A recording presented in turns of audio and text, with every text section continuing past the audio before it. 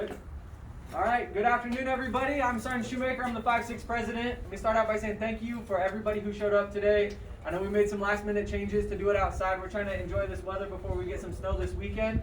So we've got a bunch of stuff we want to go over real quick, but we want to get through it as quickly as possible because we've got Chief Pilla here from the 58 SAU, and he is going to give you guys some words of wisdom. So we'll try to get through the business part as quickly as possible so that we can give him the floor and give him a chance to talk to everybody. So we're going to start out with the Treasury report. Sergeant Lyons.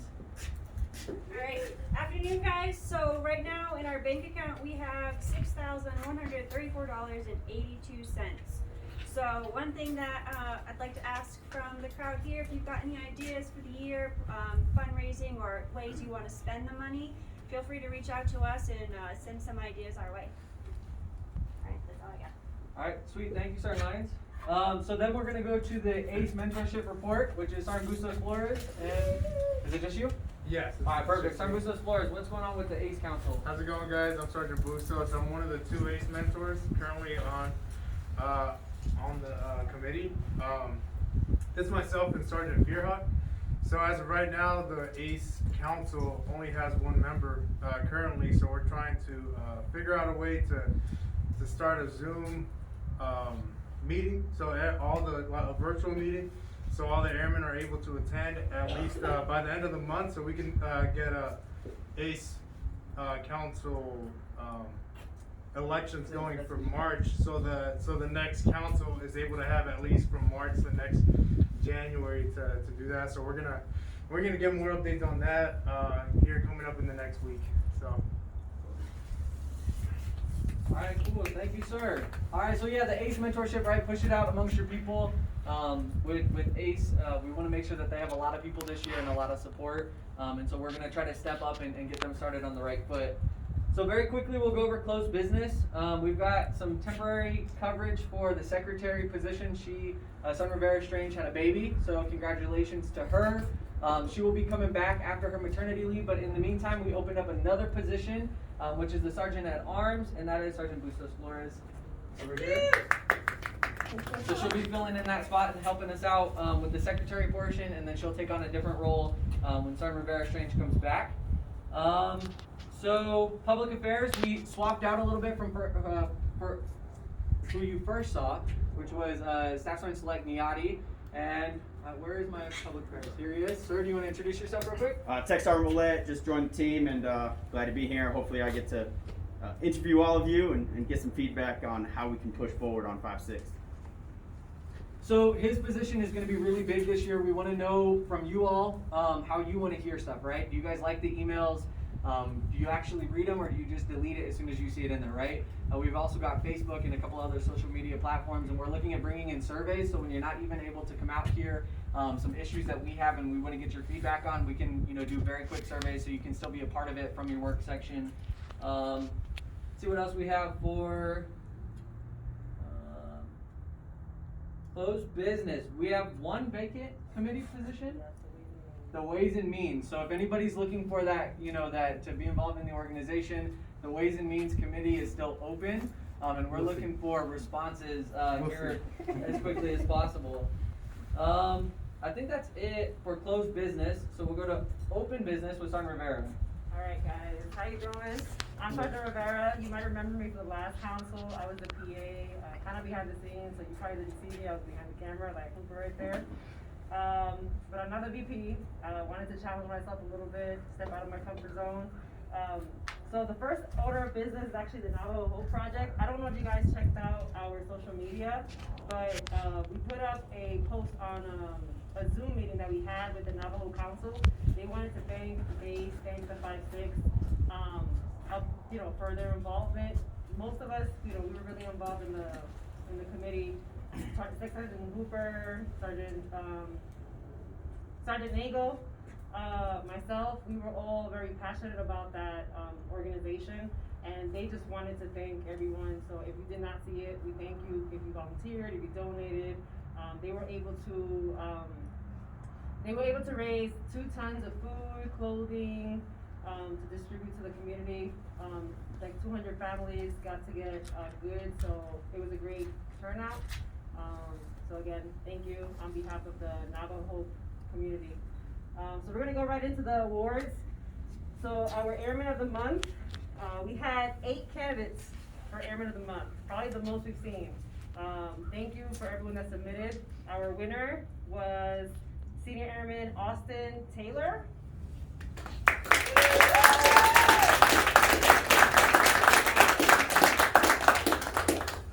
So when I read his package, I automatically thought leader. It said led, mentored, trained. He's involved in a mission that's going on in Cannon Air Force Base, so supporting multiple missions as well. Is your supervisor here? Yes, ma'am. Come on up, supervisor. I'm sure you know better what he's done, right? Just came to take pictures. Picture?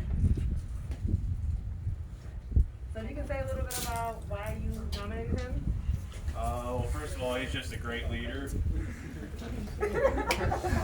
So he does a good job of training all our new airmen coming in, and even NCOs that are coming in. So it's not just straight work related. It's outside work too. It's the volunteering stuff that he does, and the amount of support that he gives everyone else in their shop. Oh, it's awesome.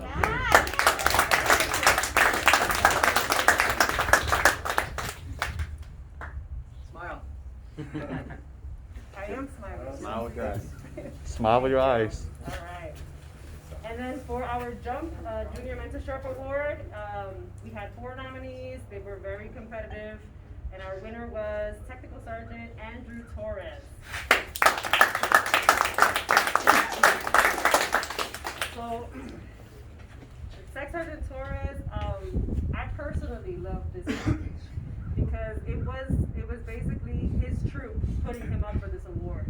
And in the package it said, my supervisor listens to me. My supervisor is there for me. My supervisor is there for everyone in our unit. He's there when he's not supposed to be. He works overtime. He sacrifices his personal time to be there for his troops. And I love that because I think, not everyone has a supervisor that they look up to. And his troop, just embodied everything that you would want your supervisor to be in that package. So, this is for you. Congrats. Okay? You want to say three for me? Awesome.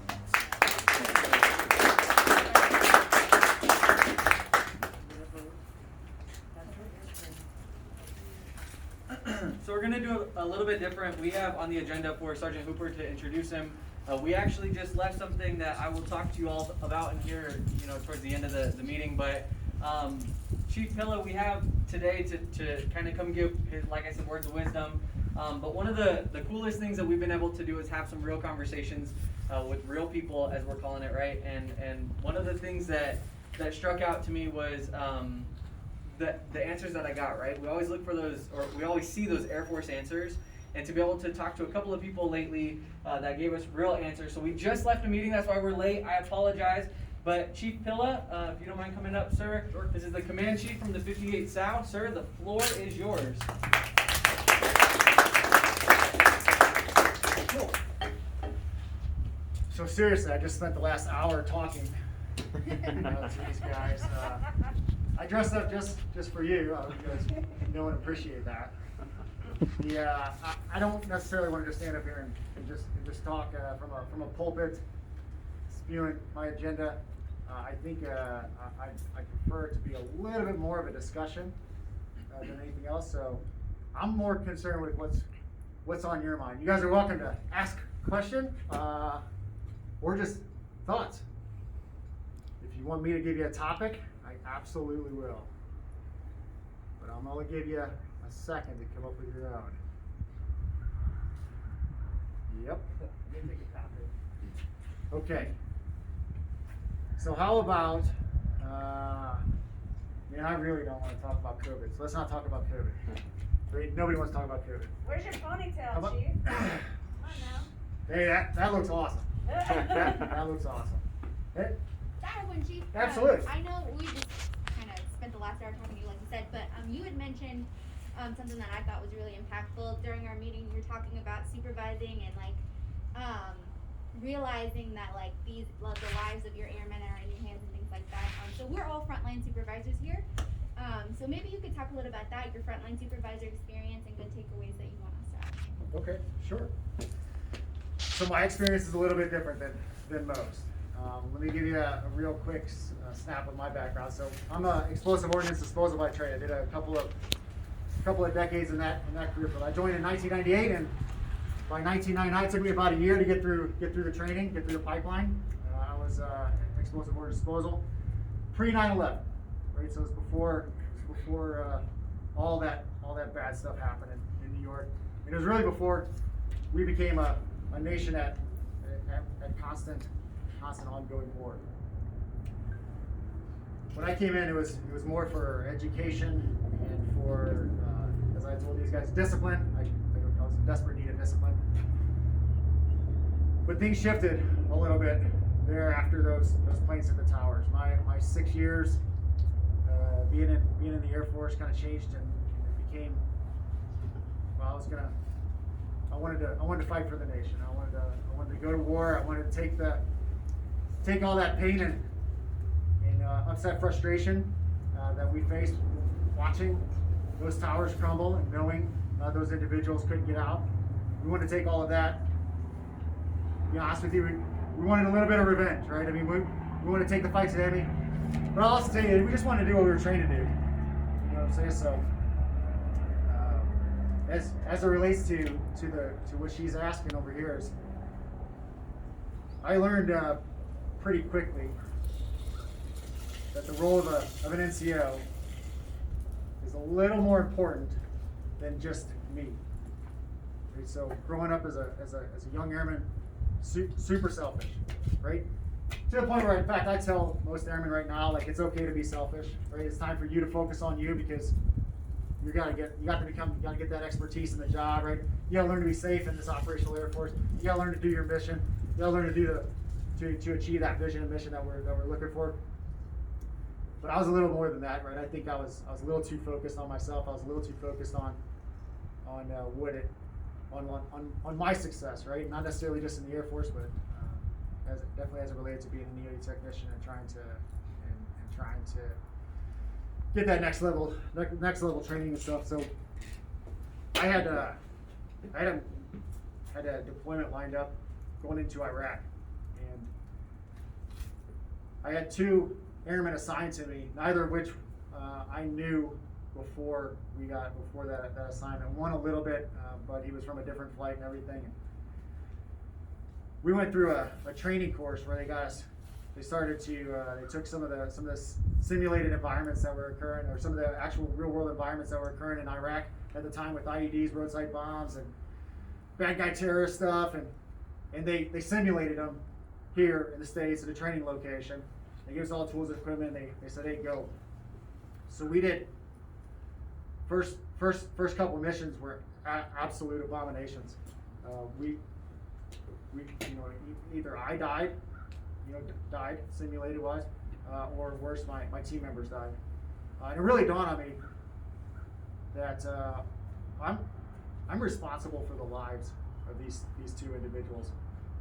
And that was as a young staff sergeant, team leader, getting ready to go into an environment where, when the IED's on the field, like I'm in charge, right? Until that scene is safe, I'm basically in charge. And I'm gonna tell you, I had no idea what was to come. But this training was what was telling me what that's gonna look like. And we're at this training, and I'm dying. Things are blowing up in my face. I'm getting shot. Obviously all the simulated safe environment, but nevertheless, I'm losing. Right? I'm losing, and I'm losing my airmen. Just the same. So it dawned on me just how awesome the responsibility that I didn't ask for, but was bestowed on me. And I had a couple of experiences with some pretty significant vulnerability. But I had a tech sergeant, a little bit more experience, a little bit older, a little bit more combat experience than I had. He sat down with me. We got grabbed a couple of frosty beverages and a handful of bar napkins, and he sat down with me, and we just sat there at the bar having a couple beers and drawing on bar napkins, different tactics, techniques, and procedures that we could use to try to keep us alive, right? Some of it might have been smidge classified in a non-classified environment, right? But in the end, I think in the end it ultimately has saved my life and saved the lives of my team members on all the missions that we ran there in Iraq during that time. And I think the reason why to bring this up is, and I hope all of you can relate in some form or fashion, right? It's not to say that any of you guys have our EOD technicians are going to have a couple of T's and you're going to go to Iraq or nothing like that, but you need to be able to relate to that in some form or fashion. The roles and responsibilities that you guys have, right? And I'm just giving you my whole opinion, but I mean the roles and responsibilities that you guys have, what you're responsible for, whether it's an airman and their development and their career path, or it's aircraft, generation of air power, you've got to see yourself in that situation, and you've got to ultimately take it seriously. You've got to have that level of commitment necessary to know, right? You shouldn't need to die in a simulated environment like I had to know and understand and realize the awesome responsibility that you have, right? I think if there's any message in that, it's the role that you guys play. If you're not introspectively looking at that, I ask you to do it. I ask you to have those conversations with your quote unquote troops, right? With your younger airmen, whether they're your subordinates or not. Have those conversations. And I'll be honest with you, like if they're not saying at least a few of those things that are being said of Sergeant Torres over here, you need to work on it. You need to work on it. That's kind of something we should all, right, aspire to in that piece, right? Congratulations, Sergeant Torres. That's pretty fantastic. What else? Hey Chief, I got a two-part question. Oh, come on again! I'm throwing all these two-part questions at you today. So we got to know you a little bit today. You're a family man, right? You have 2 daughters. I have 2 daughters. Yes. And obviously you're the command chief, right? So you oversee how many, 2,000 personnel? Over 2,000 personnel. Yeah. How do you manage that work-life balance, as well as what does a win look like in both missions? Mission at home and the mission here. Oh yeah, yes. That is one of the one of the most challenging things. Like, how many people here are married? Happily. Keep them up. Come on now. How many of y'all have kids? Right on. And it's a challenge, right? It's a challenge. So I got married in 2003. Right? I came into a career field, EOD, and in tech school. In tech school, they told me EOD stands for everyone's divorced. Get ready. Get ready. Find your first ex-wife, bud. And I was like, wow, man, that's a. And I mean, obviously, young, and I'll call myself a kid at the time. Whatever. I'll never get married. I'll never fall in. All that stuff. But 2003 rolled around, and it was time. It was time. I actually met her just before 9/11 happened, and I had my own internal process, which was I wanted to do at least a deployment and see how it went, right? See how that separation went and stuff. So that happened. Everything was great. I ended up doing another deployment very soon thereafter because we were invading Iraq, and got another opportunity to see how it was. And everything went well. Now that was pre-children, okay. But I say that because I did a little bit of my homework. I feel like I did a little bit of homework. Not to say that there hasn't been challenges over the last 17 years that we've been married, but we're beating the odds. We're continuing to beat the odds, right? Now that's twofold, okay. I say this all the time. It's twofold. One, fantastic woman. That's just one of the most understanding individuals, in my opinion, on this planet. I've done a lot of deployments and TDYs. I'm gone. I'm in work a lot. And she's just very, very understanding. I think a lot of that has to do with communication, right? So if I had anything I could tell you guys in this piece, right, it's to communicate. I spend a lot of time at work. I mean, I spend a lot of time at work, and when I'm at home, I'm still at work a lot. But my wife, Erica, she knows how important it is, not just to the wing and to me.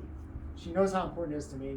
So the sacrifices that she makes, I think she feels are justified because it's to my benefit, right? And so the balance comes in. How do I do that for her, right? How do I give back to her? And I will say I probably don't do it enough. She might agree with that also, right? But it's one of those introspective things you gotta consistently ask, right? You gotta consistently ask. Now my kids are also exceptionally resilient children, and they just like mom more. That's all there is to it, you know? So that's the balance. The scale tipped really far in that direction, but I just try to be there for them as well. You know, for those things that are really important to them, know and understand what's important and try to be there for them. But again, I'm gonna tell you guys, I'm gonna fall back on that communication piece. Right? My daughters, I have two daughters, 14 and 11, and they don't really know what goes on in the Air Force. They've been a part of it their entire lives, right? But they don't really know what goes on. They've seen my office, but I don't think they really know and understand what I do, you know, or my responsibilities. They see the planes in the air, but they have no idea what it takes to put them there and keep them there, right? I'll tell you, what they do know is that what we're doing is important, and that's it. And I think in some cases that's enough. I think we can get that across to our families. If we can communicate to our families that just how important what we're doing is, I think we get away with a little bit more than maybe we should in some cases. And I'm not saying that's necessarily a good thing, but I think in some cases, right, you gotta. That's where that balance lies. Is that two parts though? The only part was, what does a win look like? Yeah. Well, I think I kind of hit on that. Yeah. I like how you use my term of winning. That's good. I know you're trying to bait me on that one. What else? How much time do I got? I got a little time. Hey, I want to share something with you guys. This is maybe the only little bit of a agenda that I have here.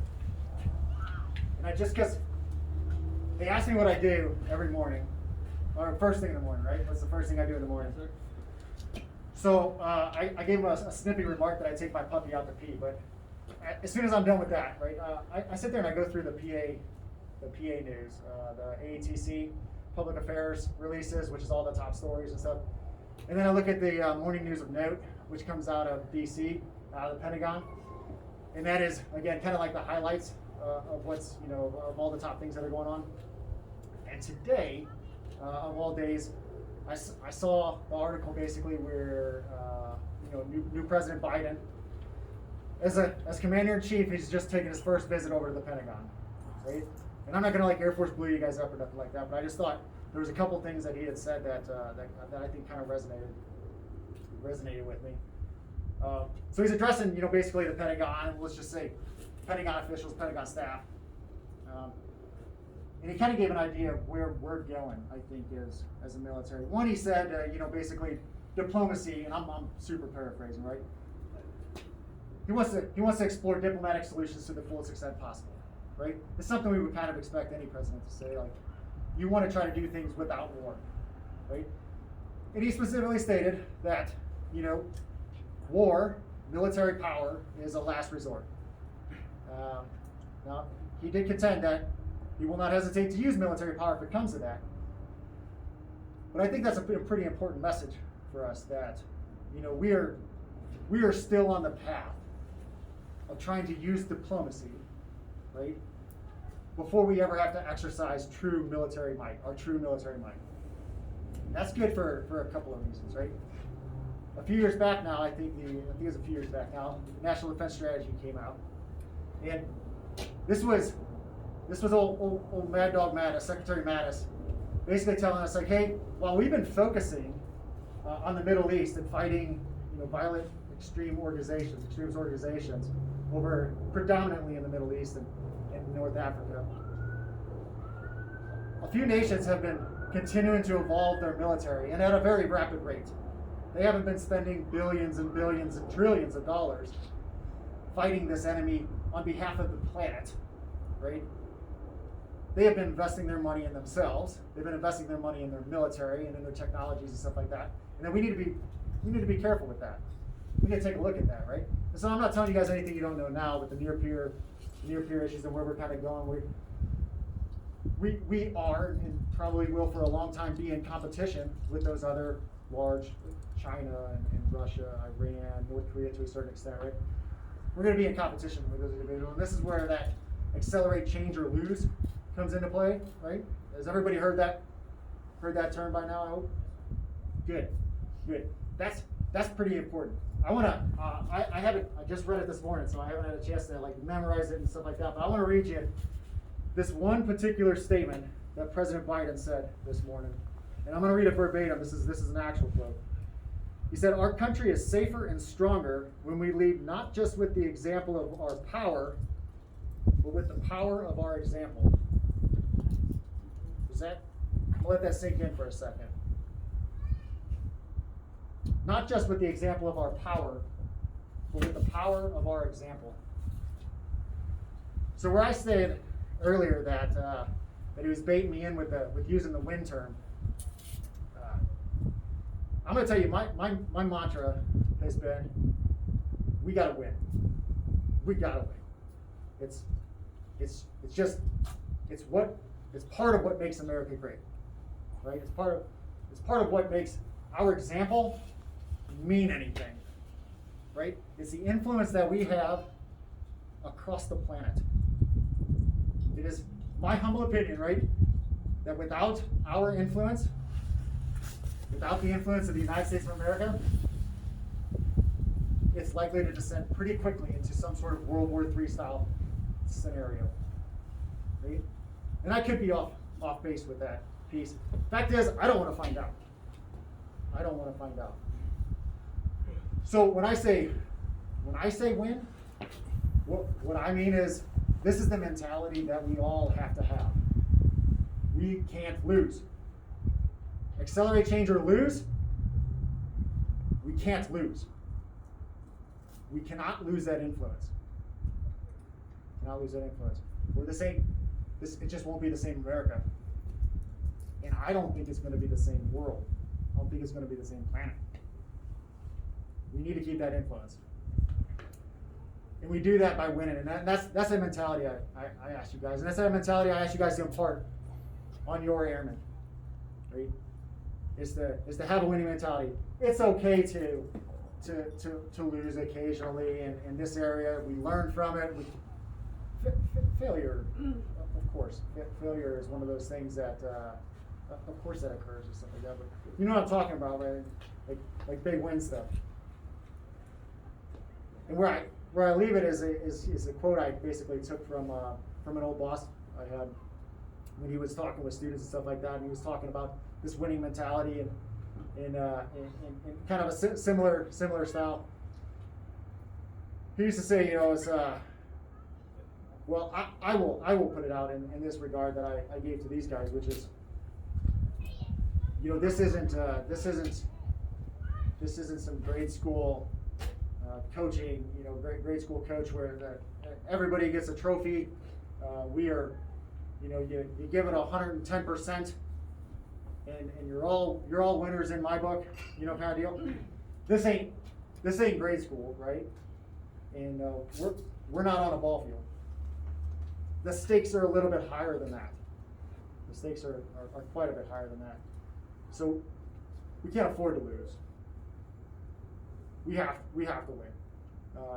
And that's where I ended with my old boss's statement of their Air Force mission isn't to fly, fight, and try.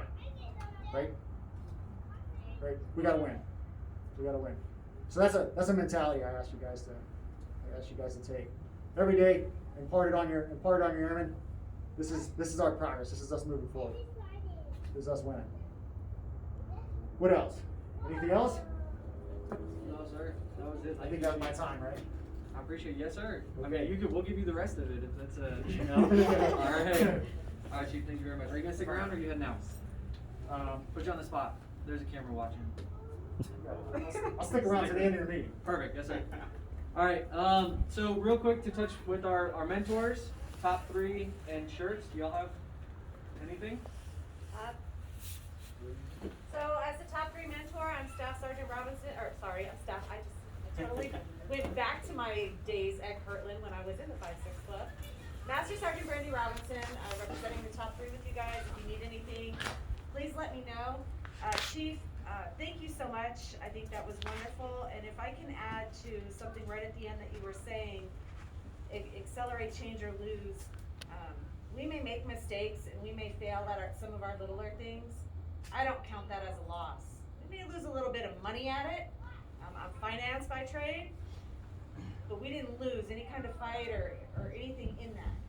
So those mistakes, those failures, they happen, but the innovation that we have had and seen in this past year with our Air Force and our airmen has been absolutely amazing, and it's coming from you and you listening to your lower ranking airmen and pushing that up to your leadership. Please keep pushing that to us. It is accelerating that change. It is making differences, and I've seen amazing things happen. I have tripped, I have fell on my face, and I have made those mistakes. I don't count it as a loss. I count it as it hurt. You know, we've fallen, we've all scraped our knee. It hurt, but I'm gonna get up, and I didn't lose. I'm still willing to fight, and we're gonna win. So thank you again, Chief. And Top 3 doesn't really have anything else for you today, so thank you. Thank you. Sure. Well, I'll start off. Do you guys have anything for me? First start on things. Okay, I don't really have too much. All I ask is your airmen get their information from a lot of different sources today. So please make sure that you're talking with them and they're getting information from you guys, and make sure the information they're getting from is a valid source. I did have an airman tell me last week she got her financial advice from TikTok, so please make sure you're talking with your airmen and that they're making smart choices. So that's all I got. Sure, thank you. So real quick, while we still have Chief here, and while we've got the top 3, while we've got the shirts, I want to show you all. So Sergeant Hooper, if you don't mind turning the camera around, a couple of y'all that are sitting over there, where are y'all? Like, what units are you in? Anybody, just shout it out. 58. Awesome. What about y'all over here? 58th MSS. Awesome. Everybody else. Look, so we got a little bit of everybody out here, but one of the big things that was talked about when we first started this was, you know, I'm not involved in the 5-6 because it's bake sales, right? That's not what we're trying to do. We're trying to change that. So one of the big pushes that the entire council is doing is cultural innovation, right? We're trying to change the way that the 5-6 does stuff. We're going to try to change the opportunities that you all have. You know, case in point, we've got a command chief here, we've got the shirts here, we've got the top 3. I mean, it's not just us anymore. We bring a big conversation to a lot of people and make change happen. So I need you all to help us out. Thank you all for coming. We're going to talk about a couple of open discussion things here. So as part of that cultural innovation, we're starting 2 things. One is going to be table talk. So periodically you're going to see videos come out where the council sits down and has real conversations with real people. That's what we say. It's going to be, we have 2 done so far. We've got both command chiefs, so Chief Stamper and Chief Pilla, and they sat down and asked questions that, you know, we vetted and got, you know, ahead of time. And so make sure you're keeping an eye out for that and giving us suggestions of who you want to hear from, right? If you guys have somebody in your section that it doesn't always have to be a command chief or something like that, right? It can be, hey, this person just went on a deployment. They have an incredible story that they'd like to share. And I think that, you know, we should give them a platform, and we want to be able to do that.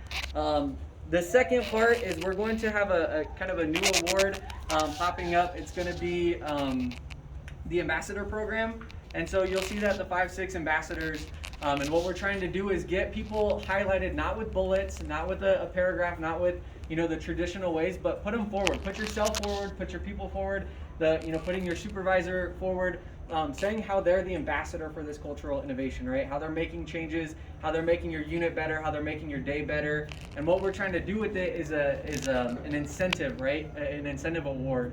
And so we've got both command chiefs that have said that we're going to start it out with whoever gets selected for it gets to go be command chief for a day, right? And shadow one of the command chiefs and kind of see what they do each day, right? Because I think that oftentimes we feel like there's a disconnect, but in the conversations that we've had, there isn't. And one of the things that stuck with me from our table talk interview today was we asked Chief what keeps him up at night. And after a couple of minutes to think about it, he said you all, right? And I think that is the coolest thing to know, that our command chief, though we're keeping him up at night, that he is up thinking about all of us and that. So the first opportunity is going to be the incentive of being command chief for a day for either the 377th or the 58th South. So we will push out some more information on how to submit your people or yourself or anybody across your unit for that. Let's see if there's any more open discussions. Table talk, award. We did the membership for Sergeant Rivera. Do you want to talk a little bit about volunteer and project ideas?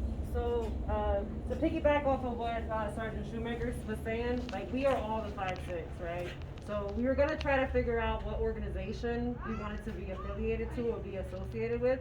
I know the top 3 has Maddie's Farm and Roadrunner. We have quite a few, but Mandy's Farm is our big one. Okay, so we wanna have one of our own. So we're gonna open that up to everybody this month. If you have any ideas, if there's an organization that you already participate with, we would love to also bring people to participate with you. So inbox us, send us an email, reach out to one of us. That way we can start this community, because this is a relationship, right? We're all part of the 5-6, it's not just us. So I'm looking forward to seeing your ideas, all right?